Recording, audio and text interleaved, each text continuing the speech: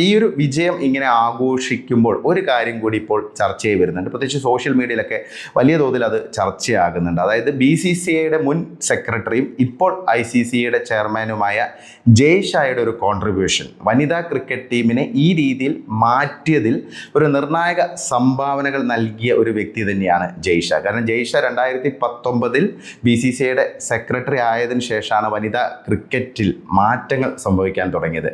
മുമ്പ് വനിതാ ക്രിക്കറ്റ് ടീമും പുരുഷ ക്രിക്കറ്റ് ടീമും തമ്മിൽ ഒരു കമ്പാരിസൺ ഒരിക്കലും ഉണ്ടാകാറില്ല. കാരണം പുരുഷ ക്രിക്കറ്റ് ടീം ഇങ്ങനെ ലോകത്തിൻ്റെ നെറുകയിൽ നിൽക്കുന്നു, പണം കൊണ്ടും എല്ലാ മേഖലയിലും അവർ പ്രകടനത്തിലാണെങ്കിലും അവർ ഏറ്റവും സുപ്പീരിയർ ആയിട്ട് നിൽക്കുന്നു. പക്ഷേ വനിതാ ക്രിക്കറ്റ് ടീമിൽ ഒരുപാട് പ്രശ്നങ്ങൾ ഉണ്ടായിരുന്നു. അടിസ്ഥാന സൗകര്യങ്ങളുടെ അപര്യാപ്തത, അങ്ങനെ ഒരുപാട് വിഷയങ്ങളുണ്ടായിരുന്നു. പക്ഷേ ജയ് ഷാ വന്നതിന് ശേഷം എടുത്ത ഏറ്റവും വിപ്ലവകരമായൊരു തീരുമാനം തുല്യ വേതനം ഉറപ്പാക്കി എന്നുള്ളതാണ്. അതായത് പുരുഷ ക്രിക്കറ്റ് ടീമിനും വനിതാ ക്രിക്കറ്റ് ടീമിനും ഇന്ത്യയുടെ 2 ക്രിക്കറ്റ് ടീമുകൾക്കും തുല്യ വേതനം ഉറപ്പാക്കി. അതായത് ജെൻഡർ ഇക്വാലിറ്റിൻ്റെ ഏറ്റവും വലിയൊരു എക്സാമ്പിൾ തന്നെയായിരുന്നു അത്. ആ കോൺട്രാക്റ്റിലുണ്ടായ ആ ഒരു തുല്യത അതൊരു വലിയ മാറ്റമാണ് ഉണ്ടാക്കിയത്. പ്രത്യേകിച്ച് പറയുകയാണെങ്കിൽ വനിതാ താരങ്ങളുടെ ആത്മവിശ്വാസം ഉയർത്തുന്ന ഒരു നിർണായക നടപടി തന്നെയായിരുന്നു.